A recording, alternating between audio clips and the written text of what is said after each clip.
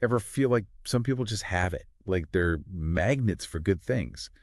Well, you've probably heard of the law of attraction. Yeah, definitely a buzzword these days. It is. For sure. This idea that your thoughts and feelings can actually shape your reality. Right. So we're taking a deep dive today into a podcast episode all about manifestation Yeah, okay. and how to use the law of attraction to bring more of what you want into your life. Sounds intriguing. I know it's a concept that sparks a lot of debate. It does. Some people swear by it, while others dismiss it as wishful thinking. Right. And that's what makes it so interesting, right? Yeah. We're not here to tell you what to believe. Of course not. We're just going to unpack some ideas and see what resonates with you. I like that. So this podcast episode we're looking at today Okay. starts off with a pretty bold comparison. They liken the law of attraction to gravity. Oh, wow. They argue that just like gravity, the law of attraction is always operating, whether you're aware of it or not. I see. So what do you make of that analogy?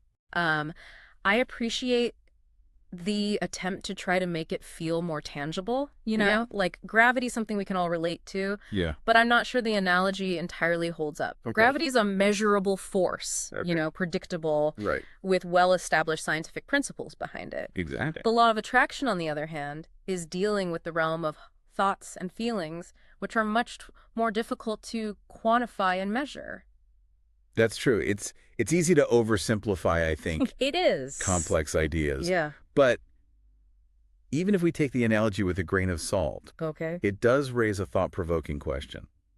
What if our inner world does have more influence on our experiences than we realize? It's a great question, and that's where I think the conversation gets really interesting. Yeah. The podcast episode we're looking at delves into the concept of subconscious programming, or what they call our paradigm.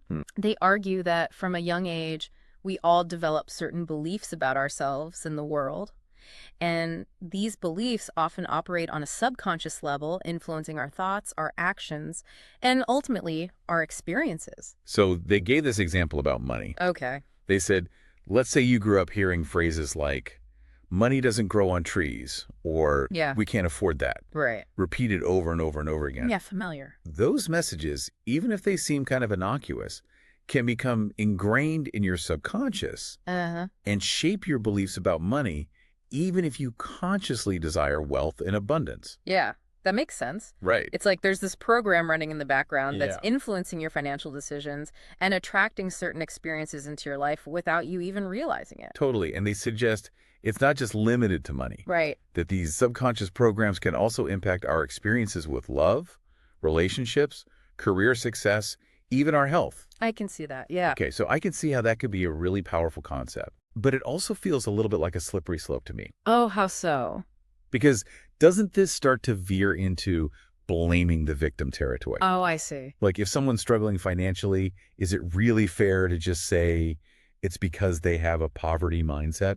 That's a valid concern for sure. Yeah. And I think it's something that's important to address. Right. The podcast does acknowledge that systemic factors Right. and external circumstances can definitely play a role. Of course. It's not about dismissing those realities or suggesting that we have complete control over everything that happens to us. So how do they address this potential pitfall? Well, they emphasize that the law of attraction is not about blaming anyone for their circumstances. Okay. It's more about understanding how our internal world, Yeah. our thoughts, our beliefs, and our feelings might be influencing our external reality. So it's about awareness. Yeah, it's about becoming aware of those subconscious programs that might be holding us back Right. and exploring ways to reprogram them. That makes a lot more sense. Yep. It's not about denying the influence of external factors. Right.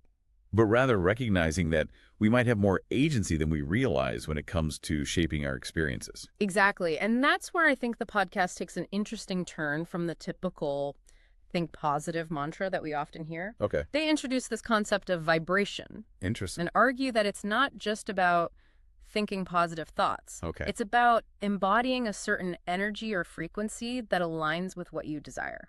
Okay. I'm intrigued. Tell me more about this vibration concept. Sure. So they claim that we all emit a certain energetic frequency, and that frequency attracts similar experiences into our lives. Wow.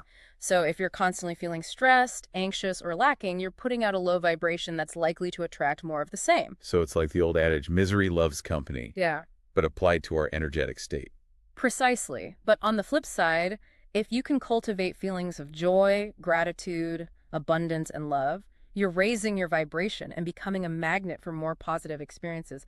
I can see how that could be a powerful shift in perspective. Yeah. It's not just about forcing ourselves to think positive thoughts, but rather cultivating a deeper sense of alignment with what we truly desire. Exactly. It sounds like they're moving beyond just wishful thinking Yes. and suggesting a more active approach to shaping our reality. Absolutely. And to help listeners do just that, they actually outline 3 specific steps for shifting your vibration and aligning with your desires. Ooh. And I think those steps are where the practical application of the law of attraction really starts to take shape. Okay, all right. Let's dive into those 3 steps. Let's do it. Okay, so we've talked about this idea that our thoughts and feelings have a certain frequency. Right. And that frequency attracts similar experiences. Mm-hmm. It's a concept that a lot of people find a bit woo-woo. That is, yeah. But I think there's some interesting stuff here, even if you're not totally on board with the whole, manifesting your dreams thing. Right. So the podcast episode we're looking at actually outlines 3 specific steps for shifting your vibration and aligning with your desires. Already. Let's dive in. What's the first step? Step 1 is all about awareness. Okay. It's about tuning in to your thoughts and feelings, becoming a really good observer of what's going on inside. So kind of like mindfulness in a way. Yeah, exactly, like a mindfulness practice, Okay. where you're paying attention to those recurring patterns and themes that pop up. Okay. So ask yourself, are your thoughts predominantly rooted in fear and scarcity? Or do you find yourself naturally gravitating towards optimism and possibility? So it's about recognizing those patterns. Yeah. But then how do we move beyond just observing those thoughts and feelings? That's a great question. And that brings us to step 2. Okay. Embodying the energy of your desires. Ooh, I like that. So this is where the podcast goes beyond just thinking positive and encourages you to actually start acting as if you already have what you desire. So instead of just thinking, I want a fulfilling career, Right.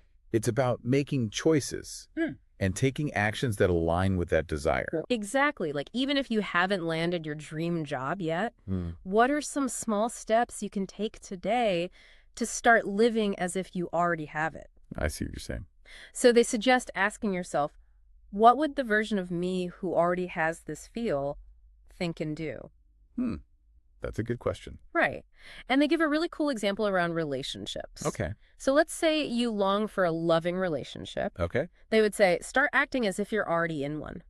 Okay. So that might mean... That might involve practicing self-love, expressing gratitude for the people who are already in your life, Yeah. radiating that loving energy outwards. Okay. It's about shifting your internal state to match your desired outcome. So fake it till you make it, Yeah. but with a focus on internal alignment. Yeah, something like that. But I think the key is to approach it with intention and self-awareness. Right. It's not about pretending to be someone you're not, Right, of course. but rather embodying the qualities and characteristics that align with your truest desires.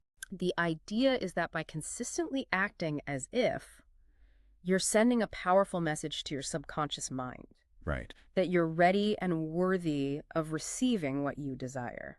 You know, it's funny because I was just thinking, Yeah. it reminds me of that idea that our brains can't really distinguish between a vividly imagined experience Right. and a real one. Yeah. So maybe by consistently embodying the energy of our desires, we're essentially tricking our subconscious into believing it's already a reality. That's a great point, and there's actually some scientific evidence to support that idea. Wow. Studies have shown that visualization techniques can actually activate the same neural pathways in our brains, Wow. as if we were physically performing the action. That's fascinating. So there might be more to this acting as if approach than we realize. I love that. Yeah. It's like this really interesting blend of, psychology, neuroscience, and even a bit of spirituality all coming together. Yeah, exactly. It's like a hybrid approach to personal transformation. Yeah. Yeah. And so they've got step 1, awareness, step 2, embodiment. Right. What's the third step in this vibration shifting process? Okay, so the third step is all about reprogramming the subconscious mind. Okay.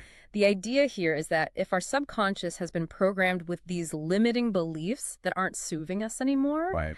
we can intentionally overwrite those programs Interesting. with new, more empowering ones. So instead of constantly replaying those old messages of like, I'm not good enough, or Right, exactly. I'll never achieve my dreams, Yeah. we can start feeding our subconscious mind these new affirmations like, I am capable. I am deserving. I am attracting abundance and success into my life. That's the spirit. And so how do we actually do that? How do we reprogram our subconscious mind? Well, they talk about using tools like visualization, affirmations, and consistent aligned action to reinforce those new beliefs. Okay. And they really emphasize the power of repetition, Yeah. suggesting that by consistently exposing our subconscious mind to these new messages, We can gradually rewire those old neural pathways and create new ones that support our desired reality. it's like we're creating a new internal operating system. It is. One that's aligned with our goals and aspirations. Yeah, exactly. I can see how that could be incredibly powerful. It is. But it also sounds like it requires a lot of effort and discipline.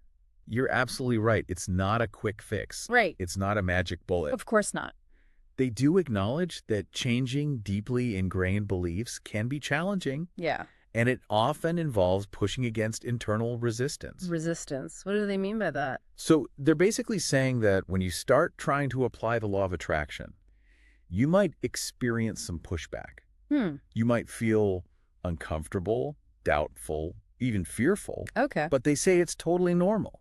Oh. It's a natural part of the process. So it's like when you set a big goal Yep. and suddenly all your insecurities and doubts come rushing to the surface. Exactly. It can be so tempting to just give in to that resistance. It can and retreat back to your comfort zone. It is tempting, Yeah. but they encourage listeners to actually lean into that discomfort, to see it as a sign that you're on the right track. Wow. They actually argue that the more intense the resistance, Yeah. the bigger the transformation that's about to unfold. I like that perspective. Yeah, It kind of reframes those feelings of discomfort it does. as a sign of growth rather than a reason to give up. Exactly. But I'm also wondering Yeah. if there's a danger in dismissing all doubt or discomfort as mere resistance. No, that's such a good point. Couldn't those feelings also be valid red flags warning us that something isn't quite right? You're absolutely right. It's a really important distinction to Yeah. be able to discern between genuine intuition Right. and limiting beliefs that are just disguised as resistance. It's a Yeah. nuanced conversation, and I think Yeah. it's where critical thinking and self-awareness Right. becomes so essential. Totally. So it's not about blindly following any one philosophy, but really using your own discernment and inner wisdom. Yeah, it's like approaching this with a healthy dose of skepticism Yes, while also being open to the possibilities. exactly. And I think that brings us to the heart of the matter. Okay. The practical application of these principles in our everyday lives. Okay. You know, the podcast we're looking at actually gives some concrete examples Okay. of how to start shifting your vibration and aligning with your desires. Now we're talking, let's dive into those practical tips and see how we can put this law of attraction to the test. So how do we actually use this law of attraction stuff? Well, it's not just wishing for things to magically appear. Right. It's about aligning your energy with what you want to experience. Okay. They use this phrase, embody the energy of your desires. Okay, so what does that look like? Okay, so let's say you're struggling financially, Okay. always worried about money. Right. Instead of focusing on those bills and debt, they suggest shifting your focus to abundance, Okay. even in small ways. So say, even if I don't feel abundant, I should act like I do. Yeah, they say instead of saying, I can't afford that, you might say, I'm choosing to save up for something even more important right now.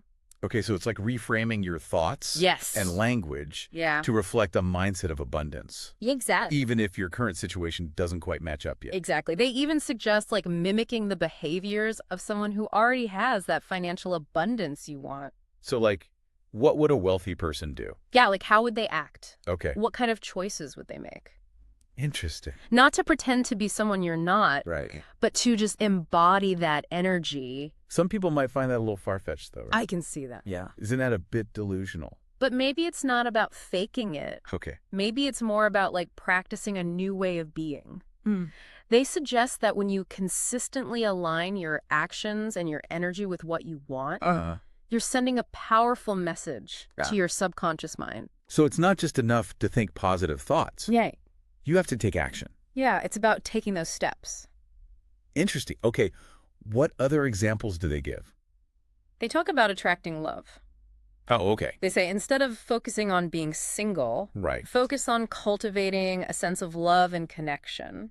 So like, even if I'm not in a relationship, Yeah, I can still cultivate those feelings. exactly. Like build those strong friendships, nurture your relationship with yourself, and radiate that love outwards. So it's like becoming the kind of person who attracts love Exactly. rather than chasing after it. Yes, and they say that when you embody those qualities you're looking for Yeah. and cultivate a sense of wholeness within yourself, you become more magnetic. Okay, so they're not just saying think positive. No. They're giving actual steps you can take. Yeah, they're really focusing on the practical. But what about skeptics? Oh, yeah, good point. Is there anything here for people who aren't sure about this whole law of attraction thing?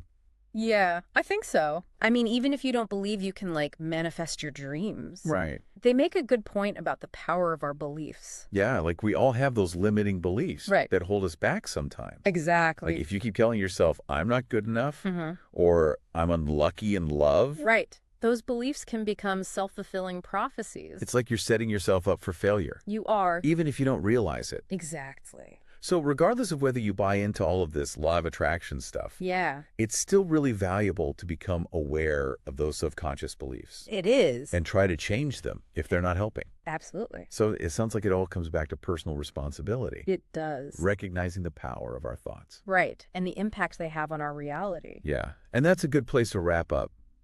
I think Hard. if our thoughts and feelings really do influence our reality, even in small ways, what kind of energy are we putting out there?